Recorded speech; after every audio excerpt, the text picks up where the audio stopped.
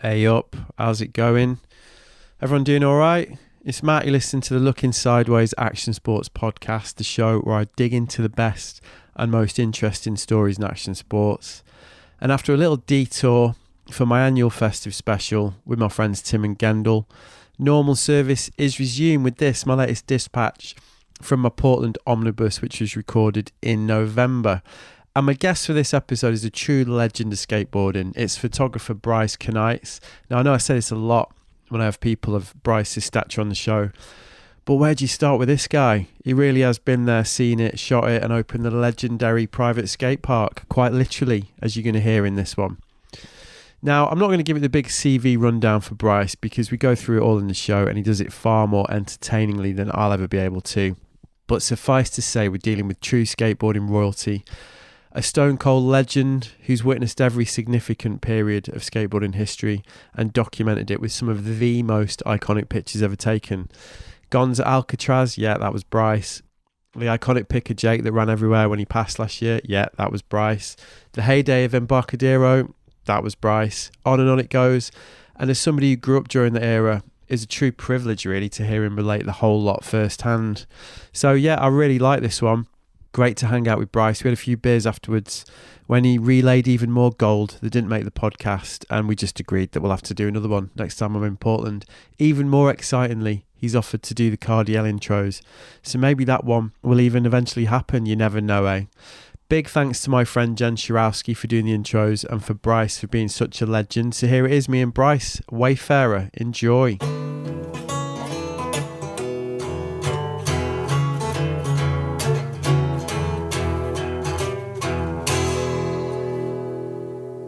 Right, we're rolling. I'm with Bryce. How you doing? I'm doing good. It's Yeah. a nice sunny day here in Portland. A little chilly, but winter is on its way, so it's all good. Is this like kind of rare? This like at this time of year, this like beautiful blue sky. Yeah, crisp. because usually right around, I'd say around Halloween is when it gets into the damp and wet season. This is the nicest I've ever had it here. This is pretty good for November. Yeah, it's really nice. everyone's really like, what? You got the weather. You got the good weather. Yeah, so it's nice. And you just been in Mammoth, you were saying? Yeah, I was just down in Mammoth Mountain with a group of guys that have been selected to be a part of the Sims snowboarding brand, which is going to be coming out with some product this year and doing some tours, and So you're going to resurrect it? it's being resurrected. Yeah. Do you know what? Have they licensed it then to somebody else? Yeah, it's a license through a group in Japan, Okay. and they have some riders over there. Tadashi Fuse, Yeah. he's a big name rider. He's been around for years. Yeah, he's a And, legend. Yeah. Shuhei Sato, who's also well known in the Hokkaido area. Yeah. He was more of a freestyler, but now he's a big mountain rider. Yeah. So, Yeah, because they got some good mountains over there, haven't yeah, Hokkaido is they? amazing. Yeah, I'm going in January actually for 3 weeks. It's always good. Pretty- Might see you over there. Are you going to be there? Yeah. Ah, right. Yeah. I've not been for 15 years. Yeah, I'm not. likewise. Yeah, I'm pretty stoked. Yeah. So how was Mammoth? Is that a good time? It's good. It's definitely a growing community. There's a lot of prep going on for the winter season, a lot of sidewalks being constructed. And Yeah. I hadn't been in about 10 years, but the skate park is amazing there. Yeah. The Volcom Brothers skate park. Yeah. And the mountain's still there doing a hell of a business. We went on opening day. There were 3 runs, all blown snow. The rest of the mountain was bare. Yeah. And 4,000 people. Yeah. It's busy, right? Very busy for opening day. I was there end of March, and it's just rammed. So we had new boards, and we were trying to link some turns and get some speed going. And it's like going through moving slalom cones, you know. So how are the boards? They're good. They're really good. Yeah, they're made by Never Summer. Yeah. Yeah. And that's a US factory, right? US factory in Colorado, yeah. Yeah. So. Okay. So it's kind of timely because we're recording this just to talk about Tom Sims briefly because, we're recording this the day after we found out about Jake Burton, right? Yeah, Which it's is a really sad day, man. Which is obviously kind of still processing that a little bit, really. Yeah, it's one of the founders. Both him and Tom, those are the 2 guys exactly that the really two, put it down. The 2 big influences. East Coast versus West Coast. Yeah, no, it's a sad day for sure. See, because you've done a lot of stuff in the snow arena. I have. I don't really showcase a lot of that, but Yeah. I've been around since 82 or 83. I've been snowboarding. Yeah. But I went to work for Thrasher, and of course that's a skateboarding publication, so Yep. I still continued to snowboard as it developed, but I really cut my teeth in skateboarding. Yeah, of course, yeah. Well, the first thing I want to ask you is about 43, because I've noticed there's a significance, right, to that number for you. There is. Studio 43. Yep. Crops up a lot, right? It does. Over the years. And you seem to leave like little clues here and there with like the work that you do. It's been put out there in several magazines and interviews, and the number 43 goes back to the mid 80s, I would say. A buddy of ours named Rob, we call him Orb. Everybody might know him by the guy that sells maps to the skaters' homes. Right. In Animal Chin. Sure. So that's Orb. Right. Orb went to a grocery store, small grocery store in San Francisco, and he went to buy a banana, and a Middle Eastern guy behind the counter kind of got upset at him because the banana was 43 cents and he only had 40 cents. So he put down 40 cents and the guy's like, no, 43, 43. And he kept saying 43. And that number stuck in Rob's mind. And sure enough, the number 43 just kept popping up on, time of the day or a grocery receipt. You started to see it. So he just was more cognizant of the number 43. Yeah. It became coincidental. And he shared that with me and Tommy Guerrero and all of our friends, and we had this 43 thing going. It just became popularized, I guess, through us being hyped about it. Yeah. And sure enough, then we told, our other peers in skateboarding, and Neil Blender and Gonz, everybody knew about it. Yeah, and sure. Some were stoked, some got bummed. Neil was like, damn it, if I didn't know that number, man, it's just bothersome. I just see it everywhere. Right, so. Yeah. So you kind of created it. So it's not good luck or bad luck. It's just there. Well, those things kind of take on an increased significance over time, don't they, as well? Yeah. If you've got something that's part that you've grown up with, like a group of friends, and then you start, it's almost like you kind of build it as it goes, right? Yeah, and like I think there's a coffee in Europe. It was blend 43. Yeah. Where's the other blends? There were none. It's just 43. Right. See, and so obviously Studio 43, that was a conscious thing. Yeah, that was conscious. I named Studio 43, but it was kind of because of Studio 54, which was a disco dance club in the 70s in New York. Yeah, like the... So I thought, Studio 54, I'm going to do Studio 43. Yeah, okay. For the skate ramps. Yeah. So obviously that was in San Francisco. Yes. Your Bay Area, like born and bred, and very associated with San Francisco skateboarding. Yep, native San Franciscan. Should we start there maybe? So sure. When did you first discover skateboarding then? Like when? My first taste of skateboarding was the summer of 1975. I was down in Ventura, California, which is south of Santa Barbara. Had some cousins that lived down there, and I would go down every summer and hang out with them for a few months. My mom would put me on the train, and I'd take the train down by myself. And summer of 75, they had skateboards, and this is when the urethane wheel had first come out to the market. Yeah. Cadillac wheels, loose ball bearings, by the way. So I rode one of their boards, and I was immediately hooked. I really liked the feeling of gliding across the parking lot down the street, and we went to the surf shop, and I purchased a skateboard. Right. So that was a Bain fiberglass, 24-inch fiberglass flat board with Chicago trucks and Cadillac wheels.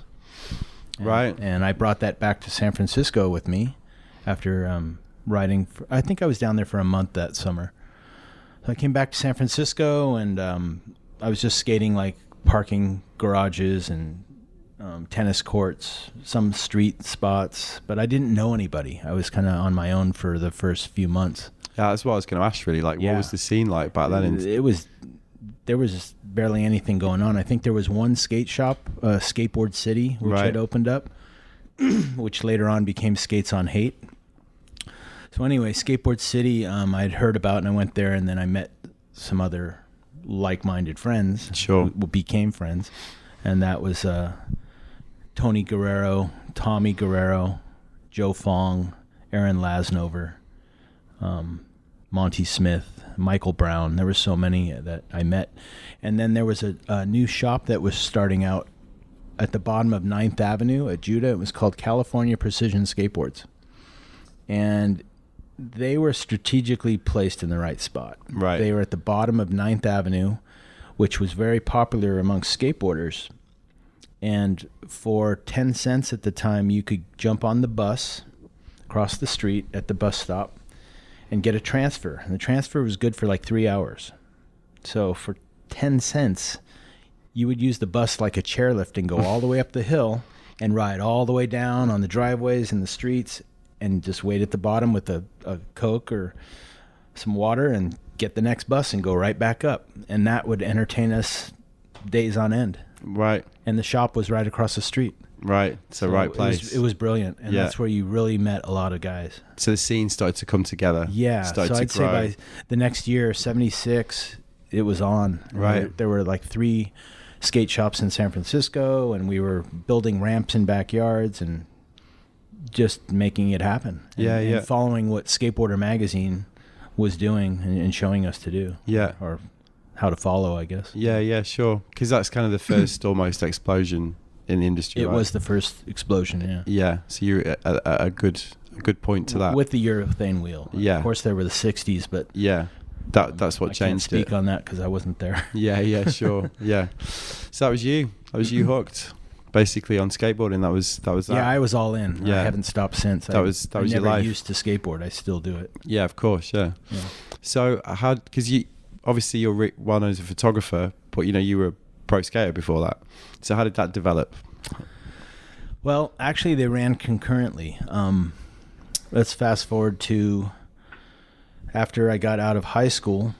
Kevin Thatcher saw some photos that I had in my backpack at a skate shop called Rainbow Skates, and he was the founding one of the co-founders of Thrasher magazine. And Thrasher was really new. It was like I think a year out, maybe a year and a half. It's like what, 83, 84? Well, it started in 81. Okay, it's a little bit earlier than I thought. So I'd say like 83 I met Kevin Thatcher. Right. And he saw some of my photographs, and my camera, I was a hobbyist. I used to shoot photos wherever me and my friends would go. I would just shoot photos. So you'd always shot as well, like from the start. So just a quick question then on that, like had your interest in photography grown with skateboarding, or did it predate skateboarding? It predated skateboarding a bit. And where did that come from? My father was a photographer, not a professional, but a hobbyist. We had photos all over the house. He had a dark room. Right. So I knew how to make prints. So you had the kit and you had the access, and you could kind of... Yeah, so I had my feet wet in photography for a couple of years. Right. And it sounds like you were quite an avid consumer. And I never took photography classes. It was all self-taught, looking at magazines and reading books. So when I met Kevin, I showed him some of my prints, and he really liked them. Right. And he published one, asked if he could publish one of them in the magazine. It was my friend Camden Scott hanging upside down on the bars on a BART train, right? Subway train. Yeah. And that was my first published photo in Thrasher. A couple months go by, and he says, "Hey, the magazine's really doing well. We're growing. We could really use someone like you on board to kind of learn and grow with us." Right. So I left my barbecue job, which I was slaving over a pit of ribs and chicken and hot links and all that. It was a greasy job. But, yeah. So I went to work for Thrasher. Okay, so I didn't realize that. So it was concurrent then with while you were skating as well. Yeah, absolutely. Right. Okay. Yeah. So I was actually the first paid intern at Thrasher. Right.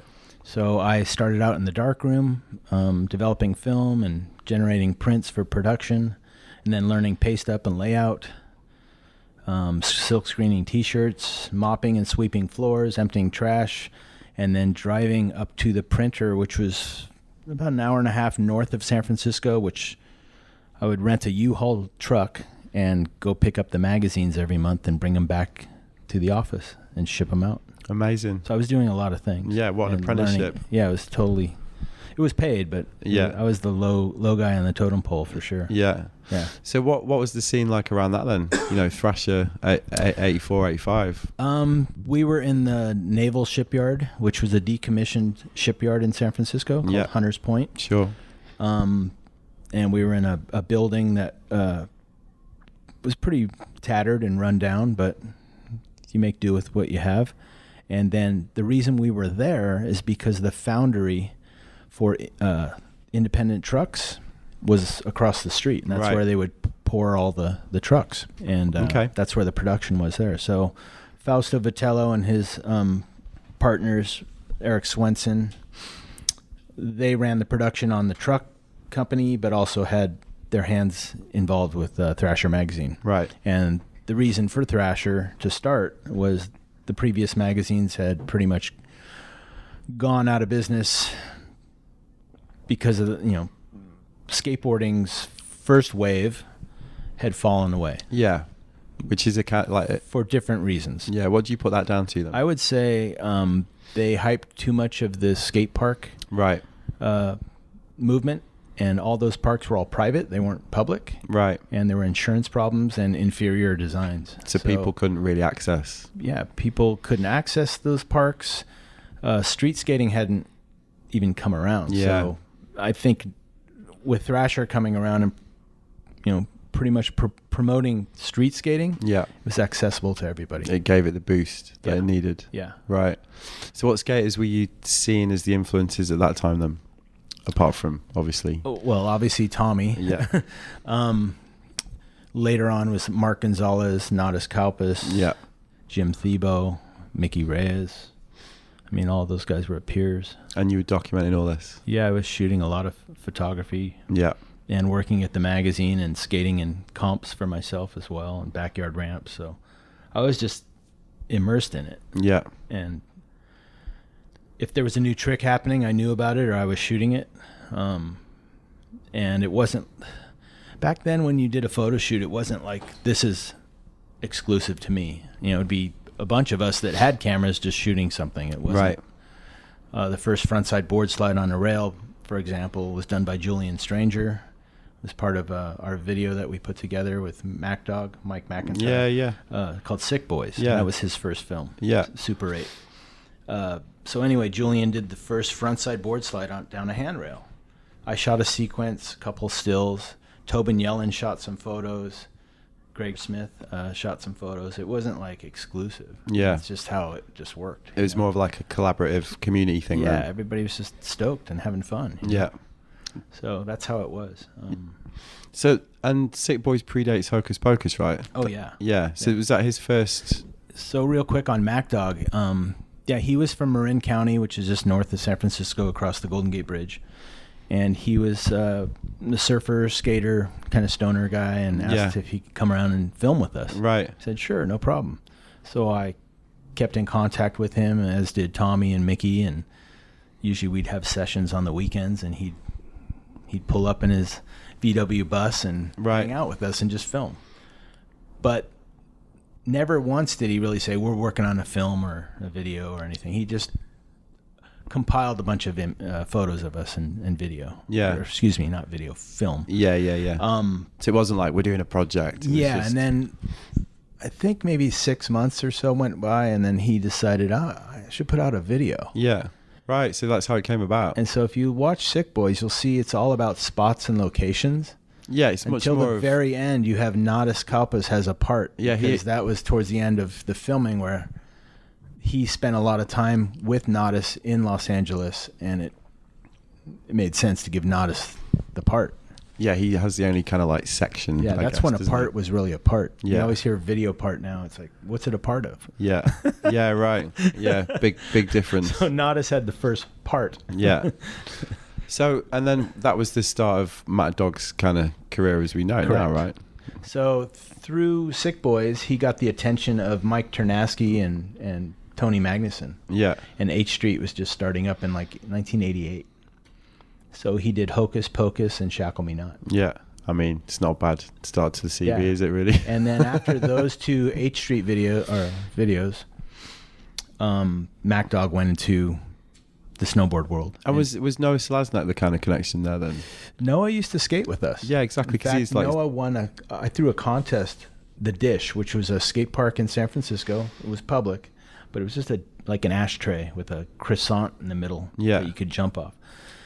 So I threw a contest up there in 1985, and Noah Selaznak showed up, another kid from North Marin, and killed it. And he won. Yeah, because he's got a part in Hocus Pocus, right? Like, yeah, exactly. Yeah, because I remember it was kind of, because obviously killed it on a snowboard as well. Yeah. You know, and really him and Aaron Vincent and Chris Roach as well. Like Roach, really the people that, when you look back now, actually put snowboarding on the right skate influence path. Definitely. By taking that style that they obviously from being skateboarders. Right.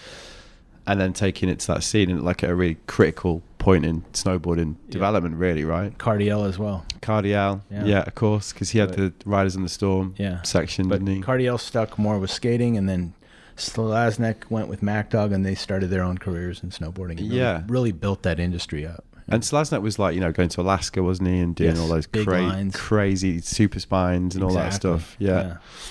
Yeah, you kind of forget about But he started out as a Bay Area skateboard kid. Yeah, he's a vertigo, wasn't he? Yeah. So this is when presumably the San Francisco scene that you're like, you know, is blowing up, right? Yeah. Like in mid-80s as well. Oh, yeah. And when does Embarcadero come in then as like the spot? I'd say Embarcadero happened 83, 84 for us, the first generation skateboarders. It was myself and Mike Archimedes, Tommy Guerrero, Julian Stranger, Jim Thiebaud. All of us, we discovered a lot of the first spots in downtown San Francisco and Fort Miley and all those spots. As we were starting to get older, the younger generation was coming in, and I noticed that out in Golden Gate Park every Sunday we used to bring a jump ramp out and spend the Sunday out there just doing tricks off a jump ramp to flat. It's just, that's why my knees hurt. Yeah, I'll do it. But that's where I first noticed Henry Sanchez and Mike Carroll, and I mean, they must have been young kids, right? Yeah, at that point, these guys were like 12. Yeah, they were younger. Because even like, when you look back now, like even like the sort of Plan B heyday, like but there's a big difference between, you know, a 13-year-old and a 16-year-old. Yeah, that is a huge difference. Yeah, I mean they're kids, right? Right. Yeah. Right, so that was when you first sort of and so then Mike Carroll and James Kelch and all these guys started hanging out down at Embarcadero. Right. And they had their own scene, their own peer group, and we were the older guys. Yeah. And they kind of gave us shit here and there, but we all got along. Yeah. It wasn't like horrible.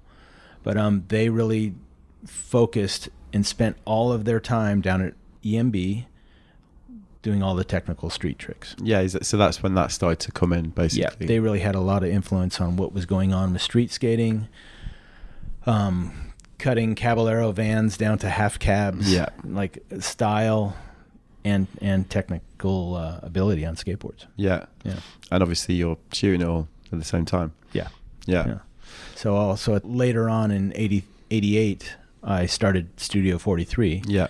Because we didn't have any transitions. Everything was street. Right. So a lot of us wanted a spot where we could skate any time in the day and have a vert ramp and a mini ramp. So how did you finance that? Did you get kind of like companies to get involved? Exactly. Yeah. It was a 5-year lease, and then I got Fausto involved and interested, so he had his hands in all kinds of different businesses, including Thrasher and Deluxe, Think Skateboards. So Deluxe paid a portion of the rent, as did Think, Thrasher, and then I would just carry the balance, which was I think $100 a month for myself and the insurance. So how did you vet it? Like who could skate?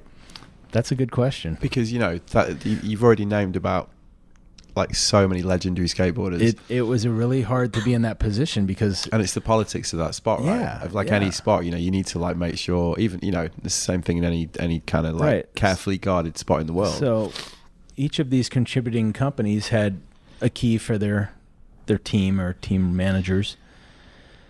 And then there'd be the randoms that would just show up. Yeah, because it's one of them, but everyone, as soon as everybody's a friend of a friend. And all of a sudden, this guy knocks on the door and I'm like, who are you? It was Salman Agha. Right. I'm like, no, I don't know you. Like, I denied him, you know? And same with Dan Drehobel. He was actually skating my ramp. I'm like, who are you? Get the fuck out of here. Like, that's hilarious. It was kind of crazy how you had to regulate. Right. But then, you know, as you meet everybody, everybody's cool. Just... you have to be the policeman, and it wasn't fun. You know? Yeah, it's a kind of thankless role, right? Yeah. Like running the rent. So it became this thing, like, if you got to skate Studio 43, wow, you're really privileged, kind of. Like, it was a special thing for a lot of guys. Any sessions stand out from that time? Oh, man, I'm sure there's too many, right? There's so many. I mean, anybody that came and visited San Francisco or the magazine would stop through.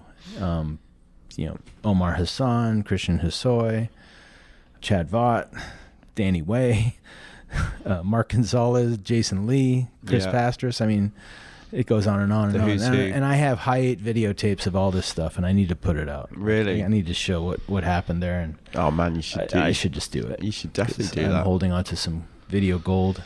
So who do you think, when you look back, who do you think skated the best? Like had the handle on it? Wade Spire. Yeah. Definitely. He skated that whole place. Noah Selaznek skated that vert ramp like no other. Yeah. There's so many. I mean, everybody ripped that thing. Yeah, I mean, it's like got the... Nadas Kaupas.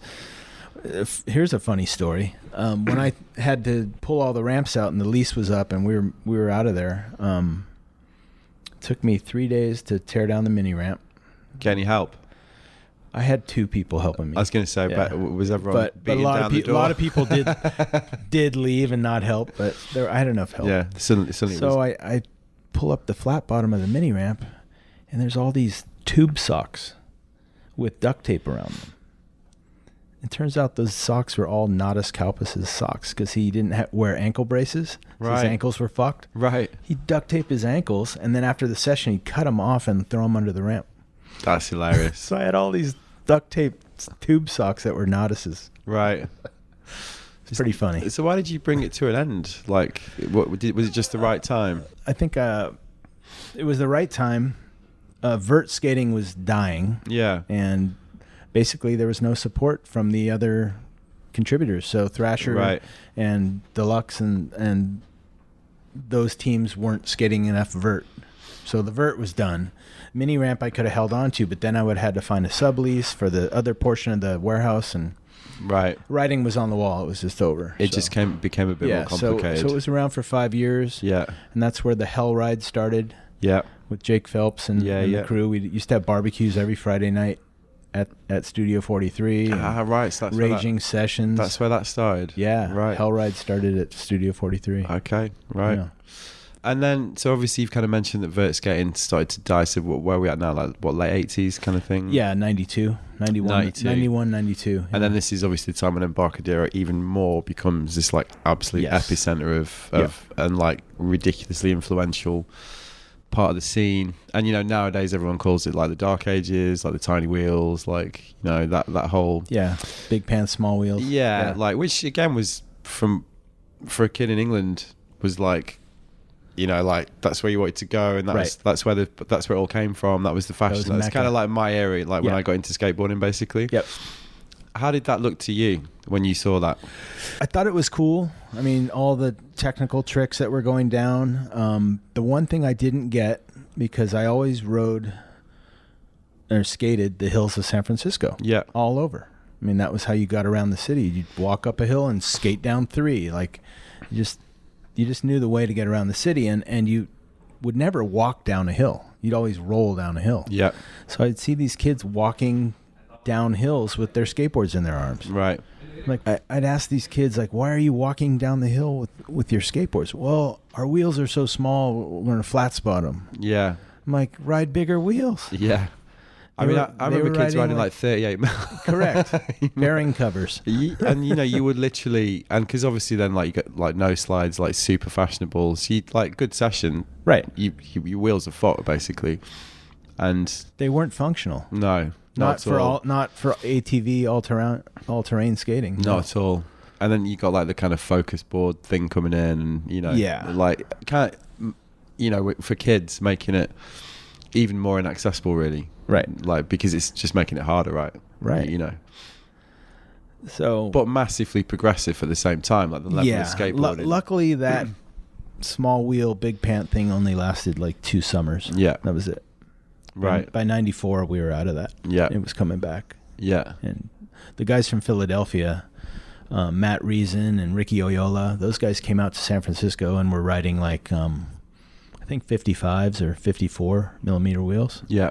And they were just charging all over the hills and big, powerful tricks. Yeah. Technical street skating, but more speed. And Chris Sen helped do that as well. Yeah, who's obviously someone you're associated with a lot. Yeah, but to see the guys from Philadelphia come to San Francisco at that time was pretty special. Yeah. So where are we at with your kind of your own skateboarding career at this point? That's a good point. So at that point in 92, actually 91, Schmidt Sticks, who I was professional for, and Paul Schmidt, they were a licensee under Vision Sports. Yeah. Along with Sims. And Paul Schmidt and Brad Dorfman weren't getting along very well. Right. So, unbeknownst to me, Steve Douglas, Andy Howe, and Paul Schmidt were working on a company. Yeah. New all Deal. the while. And New Deal happened, and I wasn't a part of that. Right. And I totally get it and understand it, but I didn't know anything about it. Right. And so Paul told me that Schmidt is gone as of December, and they're going to do the New Deal. Right. So that was 1990. Yeah. So I was a little bummed at first just because I wasn't clued in. You don't like to have things held from you, but I totally understood. So I was resigned to just not be a pro skateboarder anymore. That was fine. I was really busy at the magazine. I was traveling, shooting photos, just working on my career in production. And at that time, Dogtown Skateboards, Jim Muir, had moved up from Venice Beach up to San Francisco, and he wanted to start Dogtown again. This was the second or the third iteration of Dogtown. So he had John Cardiel, Karma Toshev, Wade Spire, J.J. Rogers. It's pretty heavy hitting. It was a heavy hitting amateur team, but they had no pros. Right. So Fausto was helping Jim out, and Jim and Fausto asked me to be a pro on Dogtown for a few months as they started building it back up. Right. And I said, "Oh, that's fine, I'll do it, but I'm not going to do any competitions or anything. I'm done with that." So I was on Dogtown for a year and a half, and we put out a video, had a fun time with traveling with those guys, and had a good time. And but you kind of recognized it was it was over. How old were you at this point? 31. Okay. Yeah. Right. Yeah, 31. And so then early that spring, Paul Schmidt sent me a check, and I was not expecting it. Right. And he said, "This is what your royalties would have been for your boards at Schmidt Sticks. Sorry about the confusion." That's pretty generous. Totally. Yeah, that's a classy move. Yeah, he gave me a couple $1,000, and I was like, "Man, that's a straight up move on a real friend." Yeah, that is it, because he didn't need to do that. No, he didn't. Yeah, he didn't. That's basically him. Like, much respect to Paul. So how, obviously, New Deal nostalgia central right now. 30 years. Right? Yeah. So how do you look at it now? Oh, it's amazing. Yeah. I mean, a lot of modern moves in skateboarding came out of New Deal. Yeah, because the story is basically that they broke the kind of stranglehold that the big companies had. Correct. And, like, the rider-led thing started from there. Did it feel like that at the time? Yeah, it did. Yeah, it was. It was really cool. I liked the video, the art direction with Andy and Andy's progressive skateboarding. Ed Templeton cannot be denied. I mean, the team was a stellar team. This team was legendary, right? Amazing. Yeah. Even the vert skaters like Andrew Morrison. Yeah. I mean, you almost forget about him. Yeah. So they did a great job. It was pretty cool how they kept it secret, and they pulled it off without Paul going to court over Schmidt Sticks. Yeah. Yeah. Yeah. That's good. And what change did you see in skateboarding from it as it started to, because we're like kind of early to mid 90s? I think it definitely led to the skater owned skate company. Yeah. Graphics all the way up to management to producing your own videos. It was all on themselves to do it. Yeah, because I spoke to Steve in May, and I kind of almost forgot about 411 as well, which starts around the same time, right? Yeah, and then 411 came, probably by 94, they were starting to put out 411. Yeah, so things like media starting to change, and you've got different avenues. And right. How did that affect you at the magazines? Well, New Deal was an advertiser, so we definitely catered to them and did some good things with the brand. But video was moving in, like you said. So, we started doing Thrasher skate video. Yeah. And that was every 2 months. And around the same time, 411 launched their first issue. So we were kind of all of a sudden in competition with New Deal and Paul and all that. 411 versus Thrasher magazine video. But ours wasn't really so departmentalized. It was just a casual kind of video, just kind of flowed from chapter to chapter.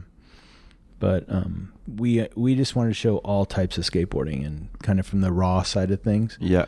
So we had, pool skating and downhill skating and technical street, a good soundtrack, good music from Fat Records was one of our sponsors. Yeah, because you've always had a good library of music. You've had an eye on the music, right, as well.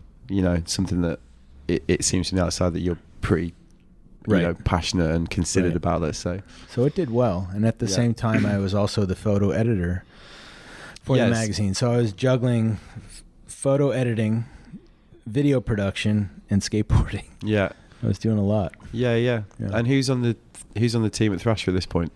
At that time, it was myself. Jake Phelps had just come upstairs to editorial. He was in the shipping department with Danny Sargent. Right. Brian Brannon was our art director. He was from JFA, Jodie Foster's Army.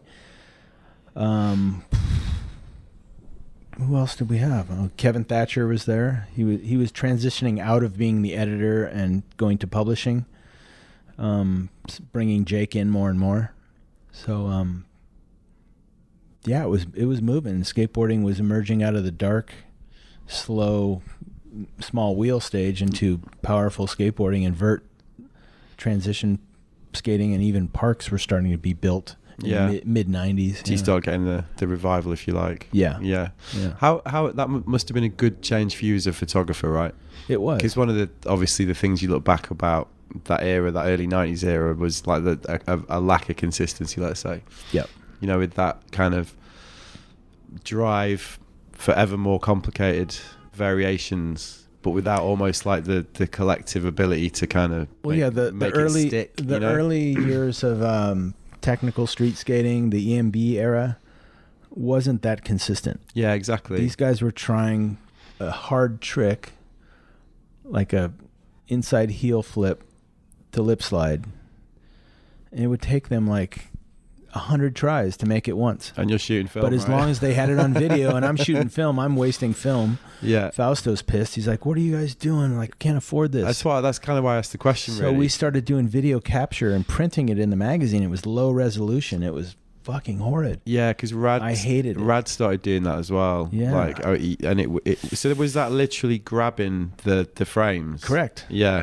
And it was really low res, wasn't it? Low res. Yeah. And small frame sequences that looked horrible. But I guess it was like a necessary thing, right? I think skateboarding had to go that way to figure it out. And say, fuck, this looks horrible. Let's get back to quality product. To consistency. Yeah, exactly. Yeah, and style. Yeah. Because there's a lot of bad style around. Yeah, it was really slow and just, it was not appealing. No. It really wasn't. Yeah.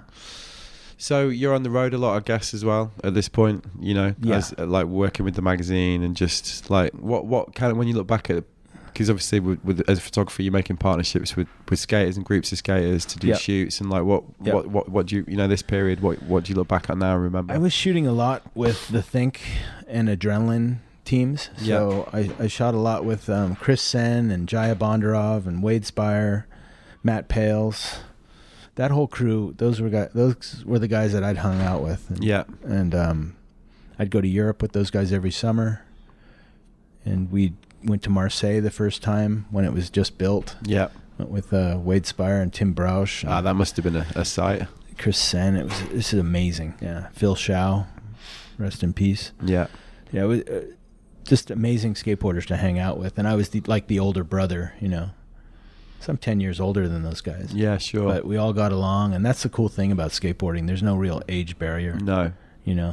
So, no, we'd have a blast just looking forward to U.S. tours and the first of the European tours that we would do. Yeah. Yeah, so it was fun. Yeah, you did some time in the UK, you were saying, didn't you? Yeah, I did. Yeah. It's a Northampton Contest. Yeah, yeah, we should talk about that, because first time I saw Jeff Rowley. And you were at the Penny comp. Yeah. So how was that? It was amazing just to see the energy and excitement in a shitty old warehouse in Northampton. Yeah, Northampton as well. It's not exactly like the glamour spot. You know what I mean? It's like... But it was cool. You had all these guys, all these Americans and a couple of Brazilians, Europeans all getting together and just having a fucking great jam. And Tom was just putting it down. And that was the first time you saw him skate? Oh, it was amazing. Right. And I think he had a bowl cut, something like that. Yeah, he did. He had that's like the classic grey sweatshirt, sort of bowl cut era, isn't it? Yep. Yeah. And you kind of recognised it. Totally. When you saw it. No, he had that flick and catch. Yeah. Like it was just perfect. Yeah. I don't know. Call it Tom. It was kind of stony and like cognizant, but not. It's his arms, isn't it, though? Yeah. This is like, the lack of movement. The cult of Tom. Yeah. Best thing on Instagram. Definitely. It is. So one question I've got, and we were actually talking about this when we were driving today, there's like so many classic shots over the years. There's like Gonz at Alcatraz. Like you've talked about them loads. Yeah. Jamie Thomas, Gonz Gap, like all these like classic shots. Like it was Owen's question actually. Like, do you know when you took that shot? If you look back at all these classic captures of skateboarding history, do you know at the time that it's that significant, or is it a bit more kind of happenstance than that? Definitely more happenstance back then. Yeah. For one, you're not looking immediately back at the LCD on your camera. Of course. So you're just hoping that the photo came out, but you've got the shot and you've exposed it properly, but you still don't know that it's going to make it safely back to your hands, because I've had stuff I've submitted to the lab and hasn't come back. Right. So it's scary. So you've had things that you kind of thought... You go to Europe with 35 rolls of color and 35 rolls of black and white, and you come back and you expose everything, and you come back and submit it to the film processor, and you pick it up and you're short one roll. Right. Or something gets cut. Yeah. It's just, there's a lot of hazards. So right. It's happened to me. It's not good. Yeah. But when you're in the moment shooting and you know how to expose film properly, it's magic. Yeah. It's really cool to open up that box and look at a slide on a light box and go, wow. Do you miss that? I do. Yeah. It slows down the process. When you're shooting a photo on film, it's like you're thinking through your shots. Yeah, exactly. There's a bit more. I'm not going to use the word art because that's the wrong word to use, but it's more of a process. You're more cognizant about what you're framing, and you're definitely looking through your lens, and each shot counts. Yeah. That's how I see it. Sure. So with digital, it's a little more spray, 3 image burst, whatever. Pick the best shot. I don't know. Has it changed the way you shoot? It has. Right. Yeah. Not portraits, but action, definitely. I find myself, which I try to correct myself, but I find myself shooting bursts. Right. Instead of single frame. Because you single can. shot. Yeah. Right. So I have it on, high sequence, and I get like 3 frame burst out of each action shot. Right. And that's not the right way to do it. Sure. You should shoot one shot. How often you shoot in film? I just shot last week in Mammoth some film. You shot film? Yeah, I shot some portraits, which was really nice to pull the Hasselblad out and shoot some medium format. But I shoot 35 millimeter on my Leica. I just carry it around with me and shoot that quite a bit. So I'm always shooting film, but not a lot of it. It's more for personal projects and things like that. Yeah. But I don't. None of my clients demand film. Nobody wants film. It takes too long. It's a luxury thing now, isn't it? It is. And it's cost prohibitive. It's expensive. So you mentioned clients because obviously I guess you do a lot of work with brands and companies. So is this, if we take it back to this kind of timeline we're following, mid-90s, is this when that starts to come in? Yeah, I would shoot more and more ads for the magazine. Yeah. So someone like Volcom would want a photo, or Quicksilver. Usually the clothing companies, some of the board companies back then. Yeah. So I aside from my work at Thrasher, I also shoot photos for advertisements. Yeah. And were they bringing you in on a marketing level as well? Because, obviously this is a big body of knowledge and understanding about the culture. You mean the brands? Yeah, because it's going full industry and helping with campaigns and, is that happening as well? Yeah, but it was after I left Thrasher magazine. Then I was doing campaigns and things. When was that? When did you leave? I left in 96. Why did you leave? I just wasn't getting along with Jake, truthfully. Yeah. And I had run my course there, and he definitely had more influence over Fausto and the higher ups and things like that. He just became hard to deal with. Right. And he would go on a trip with his crew to Australia with a point and shoot camera and come back with horrible photos, and just frustrated me because I was really into my craft and trying to produce the best photos for the magazine. Sure. And I was running the video magazine, as I mentioned, so I got frustrated. I was doing a lot of work, and I felt Jake wasn't holding his weight in that regard. So I don't know. Writing was on the wall. I just had to move on. Right. And it was like Jake and I were friends, but we just couldn't work together at that point. Yeah. You did. I think I remember seeing a post where you kind of alluded to that recently. So, 10 years or so go by, and we're still good friends, but I just knew that I couldn't work with him. Yeah. Yeah. Jake's what a mind. He's like, doesn't forget anything. He's like an elephant. He'll remember what photo was on page 10 of February 1994. Like, just an example. He just knows it all in the magazine. Encyclopedia. Yeah. Yeah. So what? It's kind of an obvious question given what's gone on with Transworld recently. Obviously, no longer being here. How do you look at that as somebody who's been immersed in magazines like your whole life? It's sad, but I guess it's just where life in the world is going. It's just it's a digital world, and less of the youth are picking up magazines these days. They're really just all about scrolling on digital platforms. Yeah. And do you think skateboarding's lost something from that? Yeah, there's a tangible piece of history that you and I and other kids would put on their walls in their bedrooms or their school lockers. What are kids putting on their walls nowadays? Yeah, are they printing out a photo off of Instagram? I don't know, but that having that magazine and sharing that magazine on the road with your buddies in the car, and I don't know, just commenting and liking. I don't know if that's the same thing. Do you think it's brought anything positive? I think so. I think it's social media is still propelling progression in skateboarding and snowboarding and surfing. Yeah, because there's an argument that it's still pushing everybody. They want to be hyped, and there's an argument that's put maybe a little bit more power back into the actual hands of the the skater, the surfer, the snowboarder, whatever, like, who can just put it out there and he doesn't need the old gatekeepers. The thing I really don't like about social media is there's this sense of everything is free. So randomly or often I'll see my photos uncredited. Someone's just using it. I think I saw like someone was using that shot of yours on a t-shirt, right? Yeah, the photo of Jake. Yeah, like I had to tell them, like, please take that down. Yeah, I mean, and this was not a skate brand. It was just a t-shirt brand. And did they just capitalized on it because of what happened? You're going to capitalize on a guy's death? Yeah. Like, come on, that's bullshit. Yeah. So it's just the wild, wild west out there where someone just feels they can grab something and own it, or feel like they have, some entitlement to it. Yeah.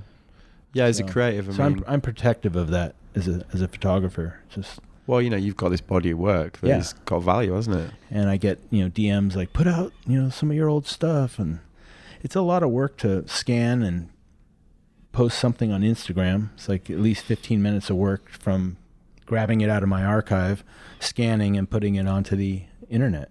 And where's the archive? I don't want to just give it away. Half of it is at Thrasher and half is at my house. Is it? Yeah. So most of the comps and things are at Thrasher, and I have the stuff that I really value. Yeah. And Tony Vitello and Gwen Vitello know that they have full access to it. But, I feel better about having my archive in my hands. Yeah, I bet. Because, for example, I go to Thrasher now and I don't know anybody there. They're all younger people and they don't know my history or what I've done to help work and build that brand. Yeah. So it's better that I hold on to it. And if Tony needs something, then he'll usually text me and say, hey, do you have a photo of Chris Sen or Jehobel? Or send it over to him. Yeah. So you moved to Portland, you said 13 years ago? Yeah. So why'd you leave San Francisco? For one, San Francisco was growing tremendously with the, .com web development, Facebook, all that. The digital platforms were driving up property values and it was all good, but we felt like San Francisco was changing rapidly. Yeah. And me and my wife decided to go up to Oregon because I was already working in marketing for Adidas Skateboarding. Yeah, sure. So Adidas wanted me up here. They wanted me close to the office instead of flying up every 2 weeks. So we took a road trip up here in the summer, went up the coast and went down the high desert back home to San Francisco. And we got back home. We definitely decided we wanted to get out of San Francisco. And had you spent a lot of time in Portland over the years? Prior. Through skateboarding? Yeah, I'd come up from Skate Burnside, do a couple of road trips up here. So I was very familiar with it, but I wanted to make sure my wife was cool with Portland, and she was. Yeah. So we made the decision to move, and we got up here. Nice. And that was before Portland became what you're seeing out these windows right now. So you could see across the river from here. You've seen a big change. I've seen lots of changes there. Yeah, especially in the last 5 years. Right. Yeah. Yeah. And how's that been? It's tough. Now we have traffic and lines for different things, but it's still a small town and the airport's really efficient. And you get seasons here. Yeah. San Francisco didn't get seasons. I mean, it reminds me of the UK in that sense quite a lot. You've got like really distinct seasons. Like there's the music culture here. Like there's coffee, beer. It's got like a particular feel, right? That I've been hearing that a lot actually from people that we've spoke to since we've been here and doing these interviews. There's a lot of that like kind of got a bit sick of the SoCal culture and wanted to get something. Obviously, San Francisco. No, it's nice to have hot summers here and cold winters, and I'm not far from the mountain. It's 1 hour to go snowboard or camp. Yeah. Ocean's hour and a half. It's a great place to be. Yeah. And it seems like the influx of new Portlanders has kind of slowed down a bit, so that's kind of nice. We'll see where it goes, but we have no plans in moving back to San Francisco. We're here. Yeah. All right, I got one more question. Sure. It's quite an obvious one, but you got to pick one shot to save from the archive. Oh. What would it be? Man. You might need a little bit of time for that, right? Everybody's going to think I'm going to say Gonz at Alcatraz, right? But I don't know, man. Like...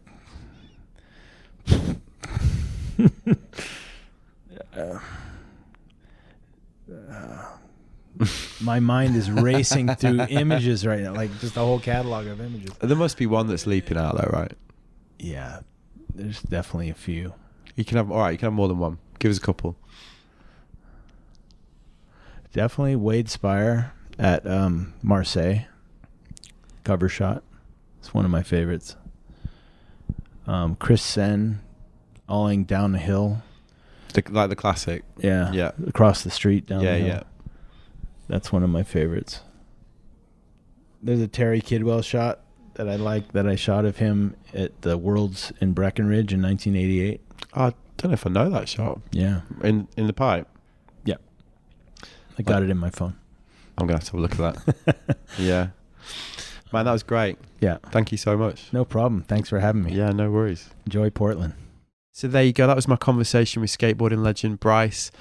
And I hope you'll agree that was a rollicking, highly entertaining journey through skate history, told by one of the integral witnesses to every key moment and development in skateboarding. If you want to find out more, the best you can do is head over to his Instagram, really, where he regularly posts stuff from his immense archive. He's got a couple, actually, but the best ones to check out are at Bryce Kanights and at Original BK.